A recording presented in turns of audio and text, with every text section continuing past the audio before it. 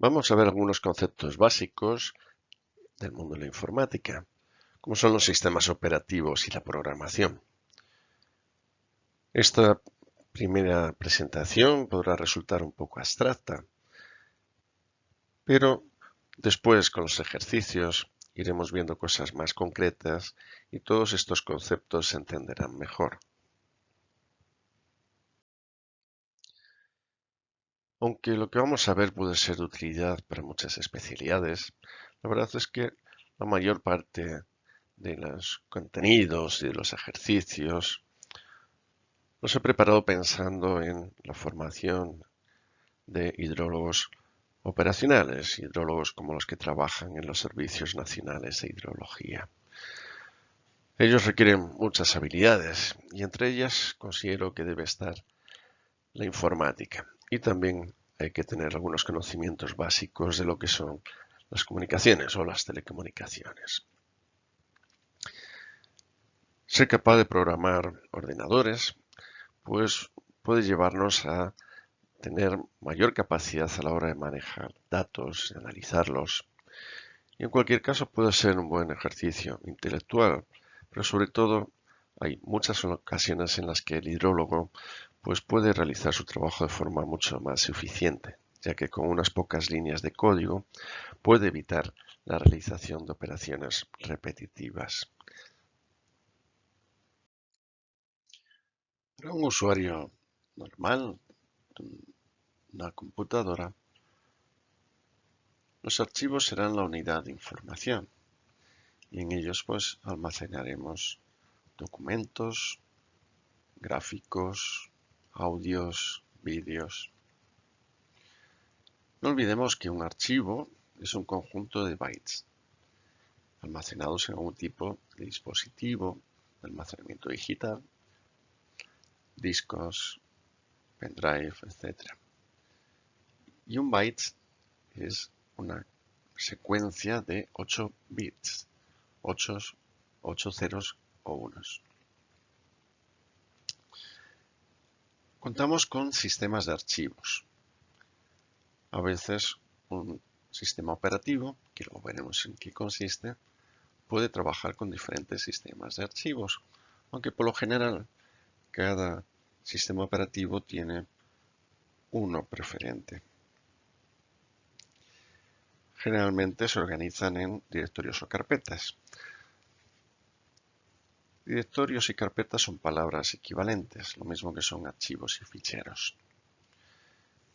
Generalmente esto se estructura siguiendo una jerarquía de forma arborescente, aunque en algún caso podría ser plana, podría ser el caso de algún sistema operativo muy sencillo, pero casi siempre son de este tipo arborescente o jerárquica.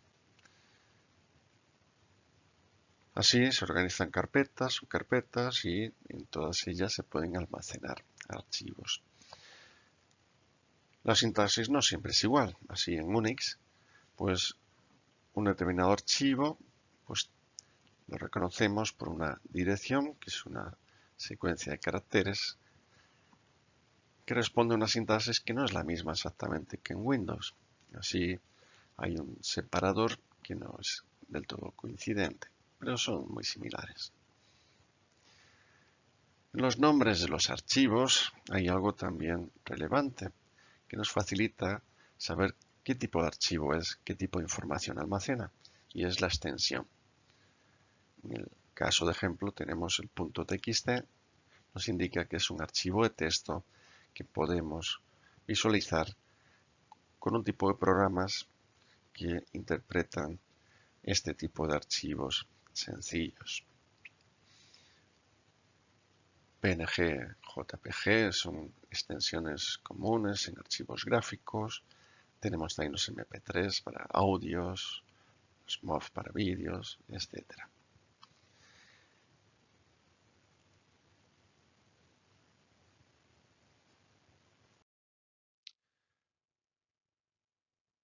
Un primer paso para almacenar información en archivos es almacenar caracteres y números. Si utilizamos un número de bits determinados, pues se construye una tabla en la cual se indican pues todos estos bits, toda esta colección de ceros y unos se corresponden con una letra o con este otro número o incluso con un símbolo como el de arroba, como lo que está representado aquí en esta tabla. Y así surgió ASCII o ASCII, un estándar que utilizaba 8 bits. El octavo lo usaba para detectar errores en la transmisión de información y tenía una determinada tabla en que se diferenciaban esos caracteres imprimibles de los no imprimibles. Fue un estándar, pero contaba con algunas dificultades, puesto que había caracteres que no se podían imprimir, caracteres pues, que podían depender del idioma, como podía ser nuestra ñ. Con esto ya se plantearon otro estándar, que es el que se denominó Unicode, y que se extendió mucho por su versatilidad, por su acierto en su definición. Y el término pues ya proviene de los 3 objetivos perseguidos, como aquí se indican. Pretendía ser universal, uniforme y único. Basado en este mismo estándar, tenemos el UTF-8, que es muy usado hoy en día.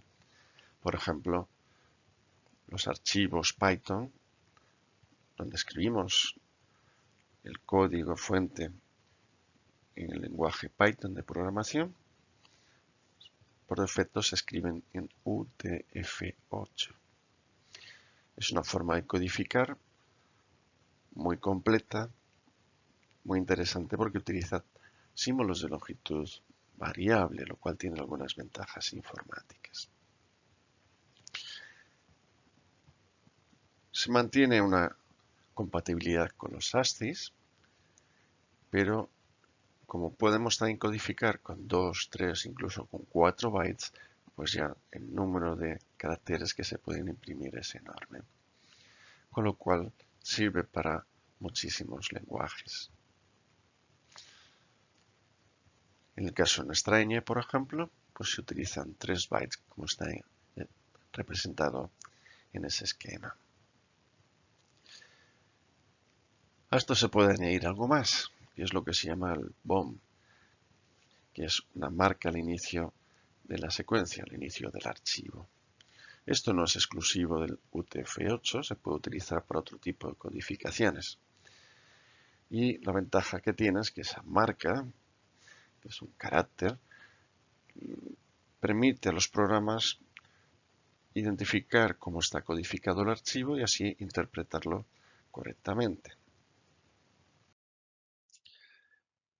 Aquí se describen algunos de los elementos que puede tener un sistema operativo. Ya se incluyen algunos conceptos que pueden no estar muy claros y requieren ya algunos conocimientos de informática. Pero digamos que van abarcando pues, utilidades, cuestiones relacionadas con aplicaciones o con lo que llamamos servicios en los ordenadores y también pues, programas para control de la parte hardware, de archivos, de trabajos que se están ejecutando. Y no siempre está muy claro que pertenece a un sistema operativo o que no, porque ahora mismo, por ejemplo, en muchos sistemas operativos está incluido un navegador web. Sin embargo, podemos incorporar el navegador web ajeno a ese sistema operativo. Así ocurre con muchos otros programas que en principio podemos entender que conforman el sistema operativo.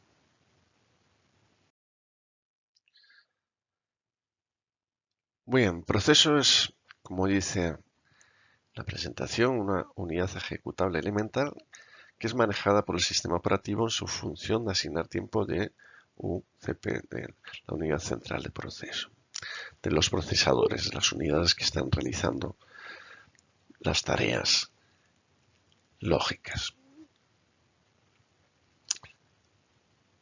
Bien, pues se puede diferenciar entre un proceso que está en ejecución, está haciendo algo en la máquina, ejecutable, es que puede pasar a ejecución o en espera.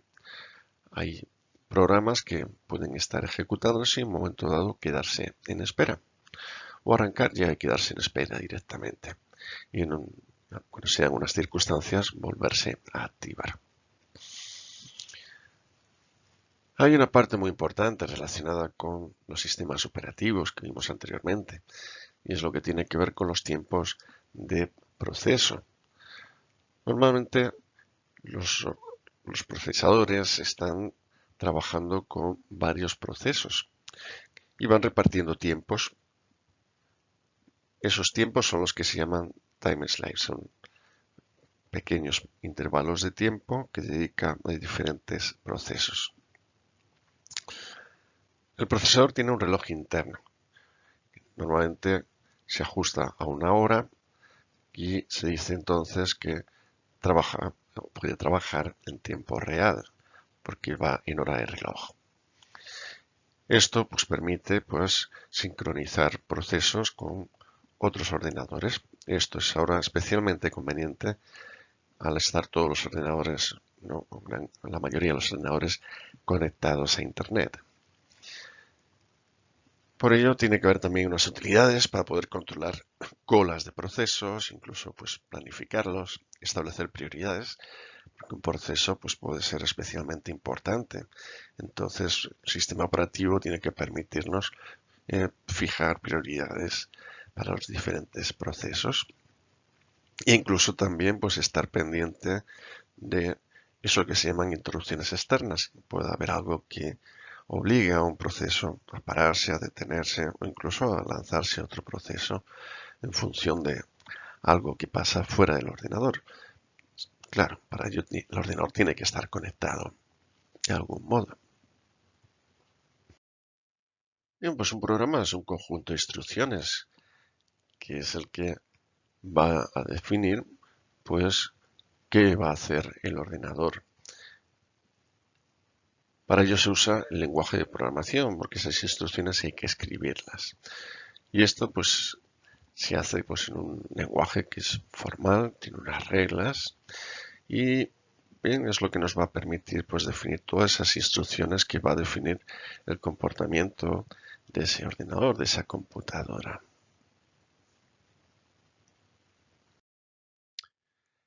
En el uso de un lenguaje hay una fase que se denomina implementación. Se diferencian dos tipos. Uno es lo que se llama compilación y otro es lo que se llama interpretación.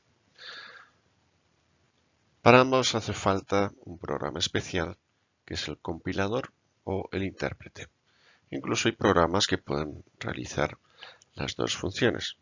Más que programas son aplicaciones que pueden tener diferentes tipos de comandos o de programas incorporados. Bien, ¿qué es la compilación?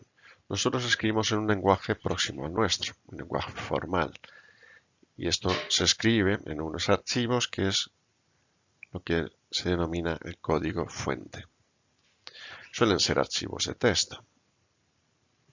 Bien, este archivo se transforma en otro o en otro conjunto de archivos que forman lo que se llama código objeto, que ya está más lejos de nuestro lenguaje y se va aproximando al de las máquinas. Y finalmente, pues se transforma en lo que se llama código máquina, que es el que puede entender el ordenador, que pueden entender los procesadores, por así decirlo. Con esto pasamos de un lenguaje que se denomina de alto nivel, más próximo al lenguaje humano, a otro que se denomina lenguaje de bajo nivel, que es el lenguaje de la máquina. Y con el proceso de compilación se pasan archivos de un modo fuente a un modo ejecutable, por así decirlo. Bien, pues la interpretación lo que nos permite es como hacer un paso directo, al menos en apariencia. Nosotros contamos con un código que podemos irlo escribiendo y según lo escribimos puede ser interpretado instrucción por instrucción o por conjunto de instrucciones, porque también puede ser interpretado en archivos, desde archivos.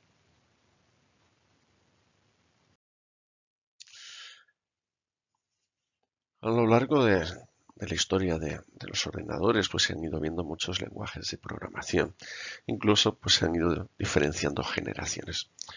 Ahora mismo pues tenemos ya los programas orientados a objetos, que son muy usados, los más usados probablemente. Hay otros que se les denomina lenguajes de inteligencia artificial, pero no parece que se estén usando mucho.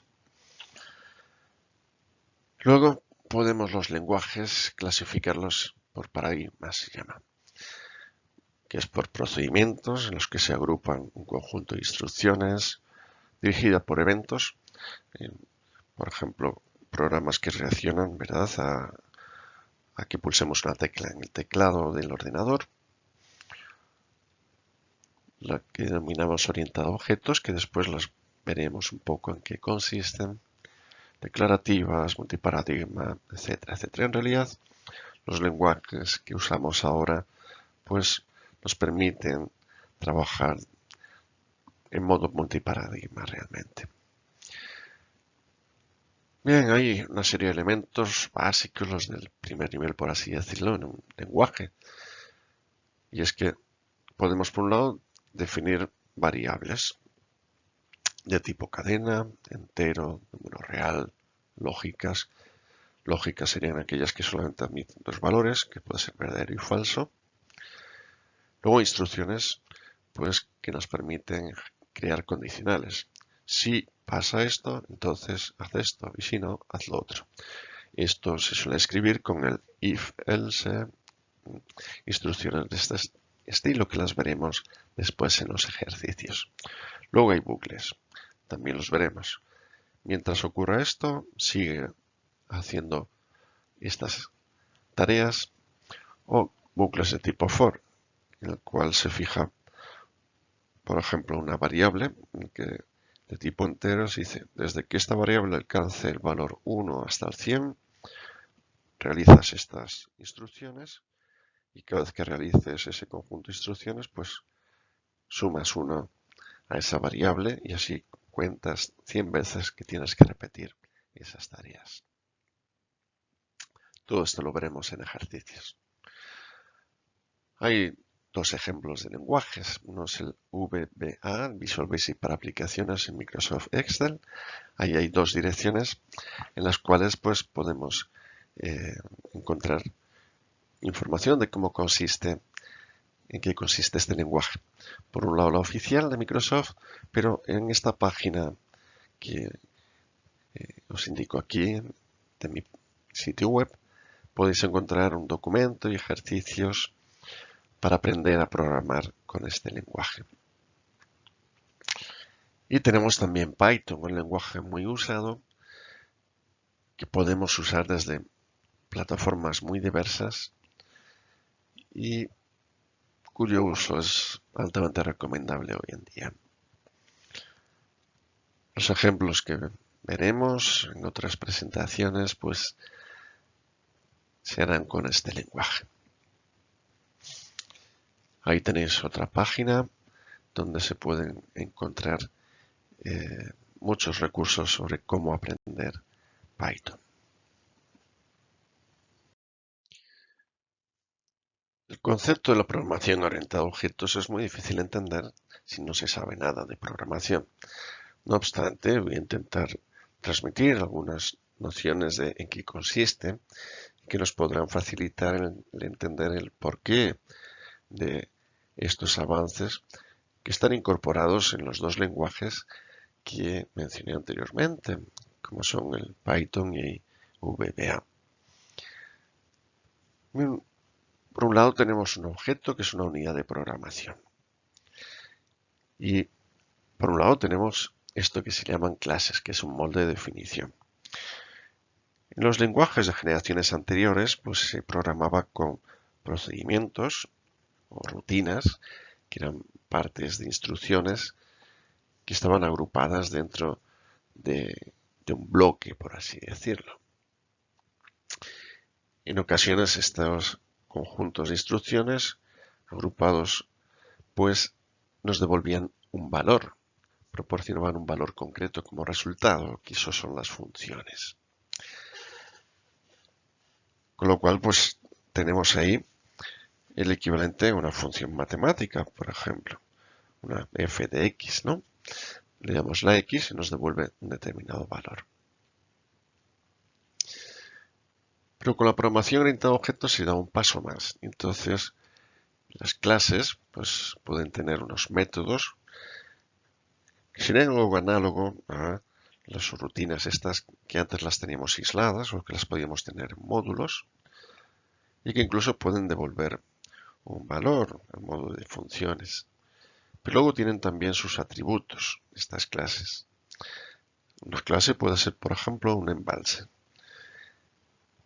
Y una de sus propiedades o atributos es el volumen máximo que puede almacenar. Pero también puede haber atributos algo más complicados, como sea una tabla que relacione el nivel con el volumen embalsado. Un método puede ser calcula caudal de salida para un determinado nivel y nos podría proporcionar un valor que es ese caudal. Y esto podría ser función de otros atributos o de unos argumentos que se dan en la llamada a ese método, como pudieran ser las posiciones de válvulas y compuertas de la presa relacionada con este embalse. Y también eventos que pueden ser cosas en las que puede reaccionar esa clase, ese objeto. Bien, de forma abstracta se define la clase de forma genérica. Y luego se habla de instancias cuando ya tenemos un caso particular. Pues es un embalse con una tabla determinada, con un volumen máximo concreto, etc. Esto tiene esa ventaja de encapsulación y además vemos que también tiene la ventaja de que estamos organizando el código de un modo tal que lo asociamos a un concepto de lo que relacionado con lo que queremos programar.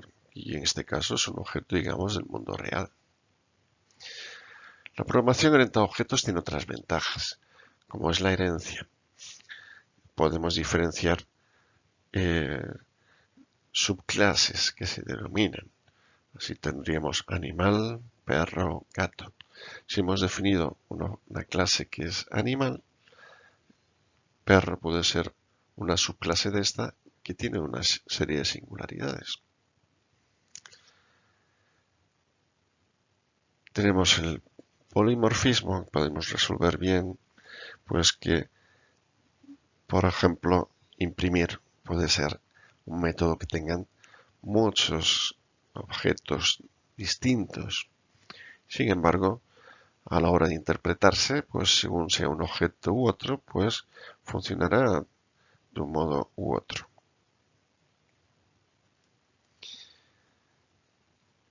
Y bien, se suelen diferenciar, se suelen recomendar, mejor dicho, que se sigan una serie de pasos a la hora de diseñar mediante objetos. Por un lado está identificar esas clases y esos objetos, ¿no?, que se van a usar, ver cómo vamos a usarlos para ir definiendo esa semántica y cuáles pueden ser las relaciones entre los objetos y las clases para luego ya finalmente implementarlos de una forma concreta. Bueno, son orientaciones también muy abstractas, difícilmente aplicables o sin estas prácticas que vamos a ver después. Por último, pues vamos a incluir aquí el concepto de API porque es algo muy usado actualmente. Incluso, pues, algunas de estas APIs podemos acceder a ellas a través de Internet, sin tener siquiera que tenerlas incorporadas en nuestro ordenador, sino que van a estar usadas a través de Internet. Y eso, bueno, es una interfaz de aplicaciones. Esto significa que hay una aplicación funcionando en nuestro ordenador o en otro ordenador que puede estar en un lugar físico remoto y vamos a poder usar las capacidades que tenga ese programa en el programa que nosotros estemos desarrollando.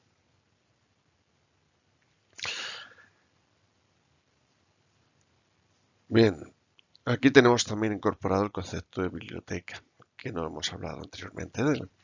Pero la biblioteca lo que incluye en principio es pues, un conjunto de procedimientos, funciones, etcétera, es decir, código que nosotros podemos usar en el que estamos escribiendo. Por ejemplo, podemos tener una biblioteca que nos facilite dibujar gráficos XY en una ventana del sistema operativo. Nosotros no sabemos cómo generar esa ventana, podemos tener una biblioteca que lo hace. Entonces, en esa biblioteca pues habrá una serie de procedimientos definidos. Y uno puede ser, pues,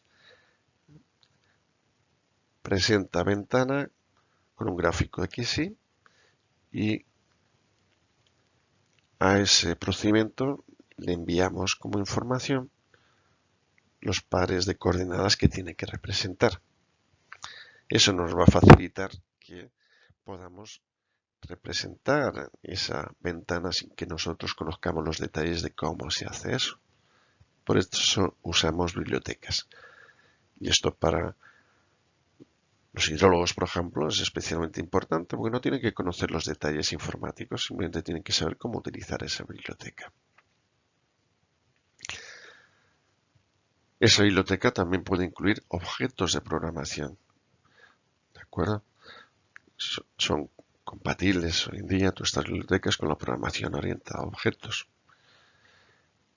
Pero podemos tener no solamente esa biblioteca que usamos en el código y que después veremos cómo se usan, sino que podemos incluso tener estas APIs que ya tenemos aplicaciones que pueden estar operando y pueden facilitarnos muchísimas tareas. Porque incluso en ocasiones las APIs están asociadas a la realización de tareas también por otros ordenadores, que no tiene que ser ni siquiera el nuestro. Bien, ahí hay un par de referencias que nos pueden informar un poco más acerca de estas APIs.